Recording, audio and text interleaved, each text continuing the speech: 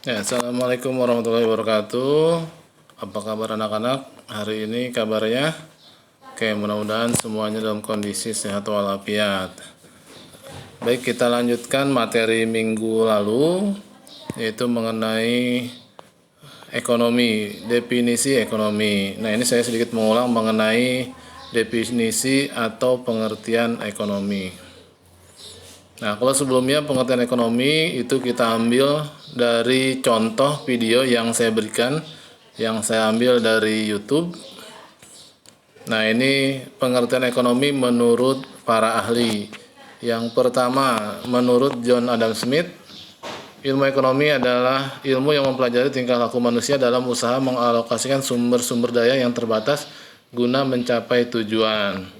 Nah, di sini yang dimaksud dengan sumber daya yang terbatas, sumber daya itu contohnya misalnya uang sebagai modal yang digunakan, tenaga kerja, kemudian alat-alat dan bahan yang sifatnya terbatas guna mencapai tujuan. Nah, tujuan di sini artinya bahwa setiap kegiatan ekonomi yaitu untuk mencari penghasilan atau mencari keuntungan, dan keuntungan atau penghasilan itu digunakan untuk memenuhi kebutuhan hidupnya. Nah, itu yang dimaksud dengan tujuan. Kemudian untuk ahli yang kedua yaitu Paul Samuel yang mengatakan ekonomi itu merupakan apa yang diproduksi, bagaimana barang-barang diproduksi, dan untuk siapa barang-barang itu diproduksi. Nah, ini memiliki arti dalam memproduksi barang, apa yang akan kita buat, bagaimana barang tersebut dibuat, dan bagaimana cara kita memasarkan atau kepada siapa akan kita jual barang tersebut. Sedangkan pengertian yang kedua menurut Paul Samuel merupakan ilmu bagaimana cara orang memilih menggunakan sumber daya produksi yang langka atau terbatas untuk memproduksi berbagai komoditas dan menyalurkan ke berbagai anggota masyarakat. Jadi di sini dalam arti lain, bagaimana caranya memproduksi suatu barang dengan bahan-bahan sumber daya yang terbatas untuk memproduksi dan menjualnya ke anggota masyarakat yang lain. Menurut ahli yang ketiga, Lionel Robbins, ilmu yang mempelajari tingkah laku manusia dalam memenuhi kebutuhannya. Ya, jadi bagaimana cara tingkah laku manusia, tingkah laku ini merupakan bagaimana dia cara mencari pekerjaan, usaha yang dilakukan untuk memperoleh penghasilan dalam rangka untuk memenuhi kebutuhannya. Yang terakhir, menurut Keynes, ilmu sosial yang mempelajari tentang pengolahan sumber-sumber produksi yang terbatas. Jadi dari keempat pengertian ini, sebenarnya masih banyak pengertian-pengertian menurut ahli yang lain. Kalau kalian browsing atau mencari di internet, itu banyak arti atau pengertian dari ekonomi. Nah, tapi kesamaan dari keempat ahli ini, yaitu sama-sama yaitu mengolah sumber-sumber daya yang terbatas. Nah, dan tujuan akhirnya yaitu untuk memenuhi kebutuhan. Oke, minggu kemarin kita lanjut lagi. Minggu kemarin saya berikan artikel dari salah satu harian atau surat kabar mengenai kelangkaan. Kalau kita lihat dari Kamus Besar Bahasa Indonesia, kelangkaan adalah suatu keadaan di mana barang atau jasa itu jarang didapat atau jarang ditemukan, sehingga untuk mendapatkan barang tersebut atau jasa memerlukan pengorbanan, baik berupa waktu, tenaga maupun uang. Nah, kalau kita lihat di sini ada dua gambar. Yang pertama itu gambar orang antri BBM di pom bensin. Kemudian yang gambar di bawahnya yaitu gambar orang sedang antri air bersih. Nah, kalau kemarin di artikel yang saya berikan itu merupakan kelangkaan dari masker. Walaupun saat itu belum ada COVID-19 di negara kita, tapi masker itu sudah langka atau sulit didapatkan atau dengan harga yang sangat mahal. Oke, nanti itu kita bahas mengenai tugasnya minggu kemarin. Kita lanjut lagi. Dalam istilah ekonomi, kelangkaan merupakan suatu keadaan di mana manusia ingin mengkonsumsi jauh lebih banyak dari apa yang diproduksi, atau keinginan manusia itu lebih banyak daripada barang yang tersedia. Jadi misalnya kalau kita ambil gambar yang pertama, nah ini mungkin karena banyaknya masyarakat yang memiliki kendaraan sepeda motor, sehingga pada saat mengisi BBM itu terjadi penumpukan, atau orang semakin banyak yang membutuhkan BBM, sedangkan pasokannya atau BBM yang tersedia itu tidak ada penambahan, sehingga terjadi antrian dikarenakan adanya kelangkaan BBM. Bisa saja dikarenakan faktor lain, misalnya pengiriman yang terlambat dan yang lainnya. Kelangkaan timbul karena adanya kesenjangan antara kebutuhan manusia yang tidak terbatas dengan alat pemuas kebutuhan yang jumlahnya terbatas. Oke, kita lanjut lagi. Barang atau jasa dikatakan langka jika untuk mendapatkannya diperlukan pengorbanan. Kemudian kelangkaan sumber daya. Yang pertama sumber daya alam, minyak bumi atau barang tambang, kemudian sumber daya manusia, tenaga terdidik, dan tenaga terlatih. Nah, untuk kelangkaan barang, kita balik lagi ke yang minggu kemarin, kelangkaan masker.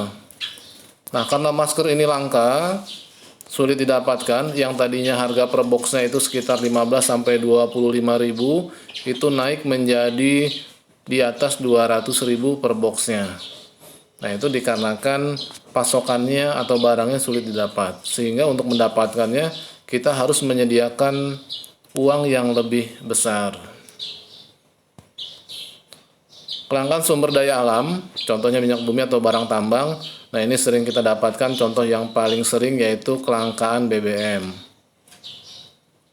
Kalau kelangkaan sumber daya manusia, tenaga terdidik atau terlatih, nah ini kita lihat contoh gambar yang kedua di bawah ini.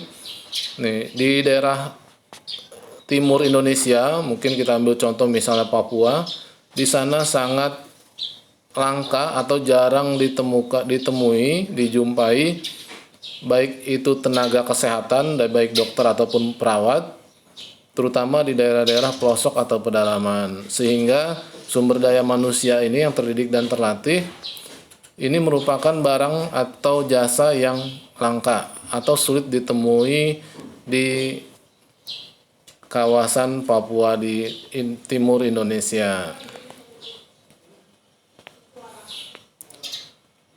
Faktor-faktor penyebab kelangkaan. Nah, kelangkaan ini disebabkan oleh beberapa faktor. Yang pertama yaitu adanya pertambahan penduduk. Semakin banyaknya jumlah penduduk, maka jumlah permintaan akan barang dan jasa pun semakin bertambah. Apabila pasokannya tetap atau berkurang, maka akan ditemui masalah berupa kelangkaan. Permintaan banyak, tapi barang yang tersedia sedikit atau tetap. Dihasilkan melalui proses yang memerlukan waktu. Barang atau jasa yang diproses memerlukan waktu yang lama atau tidak singkat. Nah, ini juga menyebabkan terjadinya kelangkaan. Contoh misalnya, untuk contohnya nanti kita bahas sambil kita lihat gambar di samping. Terbatasnya sumber daya alam. Yang keempat, bencana alam. Yang kelima, perbedaan letak geografis. Sekarang kita lihat gambar. Di sini ada 5 gambar. Nah, di sana tidak saya berikan nomornya. Nah, sekarang kita cocokkan gambar dengan faktor penyebab kelangkaan. Untuk pertambahan penduduk. Nah, untuk pertambahan penduduk, nah ini yang gambar yang cocok untuk menggambarkan kelangkaan yang disebabkan oleh pertambahan jumlah penduduk, yaitu gambar yang sebelah kiri atas. Di sana ada antrian orang sedang mengantri sembako. Kemudian dihasilkan melalui proses yang memerlukan waktu. Nah, ini adalah gambar yang paling kanan bawah, yaitu gambar beras dan padi. Nah, ini untuk menanam padi sampai menjadi beras siap untuk kita konsumsi, ini memerlukan waktu yang tidak sebentar. Sehingga apabila terjadi gagal panen atau cuaca yang tidak kondusif untuk pertanian, bisa saja beras ini akan menjadi langka. Yang ketiga, terbatasnya sumber daya alam. Nah, ini kita ambil contoh nomor gambar yang ada di kiri bawah, yaitu gambar orang sedang antri BBM. Nah, BBM ini merupakan salah satu sumber daya alam. Yang keempat, karena bencana alam. Dengan terjadinya bencana alam, ya, maka barang atau jasa itu akan menjadi sangat langka karena setiap orang itu tidak memikirkan bagaimana cara untuk menghasilkan atau memproduksi barang atau jasa. Mereka akan lebih memikirkan bagaimana cara mereka menyelamatkan diri. Jadi pakaian yang mereka gunakan saat itu ya itu hanya harta mereka yang mereka miliki. Jadi barang-barang sehari-hari yang saat itu tidak langka, apabila terjadi bencana alam itu akan menjadi langka, dan itu mereka memerlukan bantuan. Nah, itu gambar kanan paling atas. Nah, di situ ada shelter atau tempat berkumpulnya korban bencana alam yang sangat membutuhkan bantuan berupa barang-barang kebutuhan sehari-hari. Yang kelima, perbedaan letak geografis. Nah, di gambar yang di bawah, yang tengah, nah di sana sudah ada keterangan semen di Papua dari 2 juta menjadi 500.000 per sak. Nah, mungkin karena di Papua sana tidak ada pabrik semen, sehingga untuk kebutuhan semen harus dikirim dari pulau yang lain. Nah, itu menyebabkan semen di Papua itu langka, ataupun kalaupun ada harganya sangat tinggi. Mungkin kalau di kita di Pulau Jawa semen itu mungkin sekisaran 70 atau 80.000 per sak. Nah, tapi di Papua sana 500.000 itu sudah paling murah karena sebelumnya itu mencapai 2 juta per sak. Nah, itu faktor-faktor penyebab kelangkaan. Selain 5 faktor ini ada faktor-faktor yang lain, yaitu adanya kemajuan iptek, adanya perang ataupun penyakit. Nah, seperti yang kita alami sekarang. Nah, dengan adanya pandemi COVID-19, ada barang-barang yang biasanya kita temui dengan mudah itu menjadi langka. Contohnya masker. Yang ke-8, kebijakan pemerintah. Contoh kelangkaan karena kebijakan pemerintah, misalnya pemerintah melarang adanya peredaran minuman keras atau minuman beralkohol. Nah, akibatnya minuman beralkohol itu pun langka atau sulit kita temui. Nah, itu untuk tujuan yang baik. Sumber daya alam yang terbatas. Sumber daya manusia, tenaga ahli yang kurang, sifat serakah manusia. Nah, sifat serakah manusia ini bisa kita ambil contoh misalnya sering kita temui suatu keadaan di mana barang yang biasanya dengan mudah kita temui tiba-tiba langka. Misalnya gula putih, nah itu tiba-tiba langka di pasaran, padahal pemerintah produksinya impornya sudah cukup. Setelah diselidiki ternyata ada oknum-oknum yang sengaja menimbun gula putih tersebut sehingga sulit dijumpai di pasaran. Nah, itu dikarenakan sifat serakah manusia yang ingin mencari keuntungan di atas kesulitan orang lain. Jadi mereka tidak mementingkan kepentingan orang lain, bagaimana mencari keuntungan sebanyak-banyaknya. Terbatasnya dana, ketidakseimbangan struktur ekonomi. Nah, ini faktor-faktor penyebab kelangkaan. Ya, kita lanjut mengenai jenis-jenis kebutuhan. Manusia dalam hidupnya ini memiliki berbagai macam kebutuhan, dan kebutuhan ini yang harus dipenuhi sehingga manusia berusaha atau melakukan kegiatan tindakan ekonomi untuk memenuhi kebutuhan ini. Nah, kebutuhan ini dibagi beberapa kelompok. Yang pertama berdasarkan intensitas kegunaan. Yang pertama kebutuhan primer itu ada di gambar paling atas, yaitu sandang, pangan, dan papan, beras, pakaian, ataupun rumah. Kebutuhan sekunder. Kebutuhan sekunder ini biasanya kebutuhan yang tidak terlalu penting. Tanpa adanya tidak terpenuhinya kebutuhan ini, manusia masih dapat hidup, yaitu contohnya barang-barang elektronik. Nah, itu merupakan kebutuhan sekunder. Kebutuhan tersier atau kebutuhan untuk kemewahan. Nah, ini contohnya adalah kendaraan pribadi. Kemudian pengelompokan berikutnya yaitu menurut subjeknya, kebutuhan individual dan kebutuhan kelompok. Kebutuhan individual ini kebutuhan perorangan, sifatnya perorangan. Contohnya kebutuhan seorang pelajar yaitu buku, alat tulis, tas, sepatu, seragam sekolah. Nah, itu merupakan kebutuhan individual. Sedangkan kalau kebutuhan kelompok, nah ini yang dibutuhkan oleh sekelompok orang. Nah, ini biasanya misalnya fasilitas umum, sekolah, rumah sakit, jalan dan jembatan, ini merupakan kebutuhan kelompok. Faktor-faktor yang mempengaruhi kebutuhan. Yang satu, tempat. Tempat ini sangat mempengaruhi kebutuhan. Kita ambil contoh misalnya, orang yang tinggal di pantai dengan orang yang tinggal di pegunungan, kebutuhan akan pakaiannya jelas berbeda. Kalau orang yang tinggal di pegunungan, untuk pakaian akan mencari pakaian yang tebal untuk menghilangkan rasa dingin. Sedangkan kalau yang di pantai atau dekat pantai, mereka akan mencari pakaian yang tidak tebal atau tipis. Kemudian agama. Yang ketiga peradaban.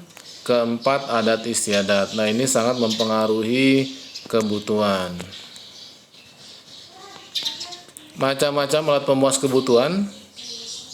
Yang pertama cara memperolehnya yaitu benda ekonomi dan benda bebas. Disebut benda ekonomi apabila dalam memperolehnya dibutuhkan pengorbanan atau kita harus beli. Nah, itu namanya benda ekonomi. Sedangkan kalau benda bebas itu benda yang dapat kita miliki, dapat kita gunakan tanpa harus melakukan pengorbanan atau harus beli. Contohnya udara bebas, oksigen, kemudian air, kecuali air pump gitu ya. Kalau air pump itu sudah termasuk benda ekonomi karena untuk memperolehnya kita harus membayar biaya per bulannya. Oksigen kalau kita memperolehnya di rumah sakit, nah itu pun menjadi benda ekonomi. Tapi kalau kita menghirup di tempat terbuka, nah itu merupakan benda bebas. Menurut kegunaannya benda konsumsi dan benda produksi. Kalau benda konsumsi itu benda yang kita gunakan, kita manfaatkan sehari, sedangkan benda produksi ini benda yang digunakan untuk memproduksi barang tertentu. Menurut proses pembuatannya dibagi tiga. Yang pertama bahan mentah atau bahan baku atau bahan yang belum dapat langsung kita gunakan. Yang kedua barang setengah jadi, barang yang sudah diproses, mengalami proses pengolahan tapi belum siap untuk digunakan.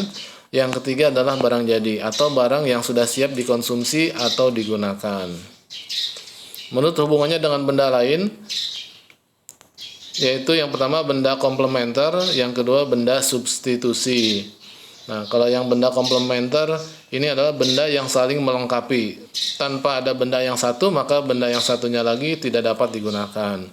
Contohnya pada gambar yaitu mobil baru bisa digunakan apabila sudah ada BBM-nya atau bahan bakarnya.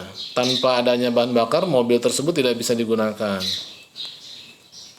Benda substitusi itu benda yang memiliki fungsi yang sama dan dapat saling menggantikan.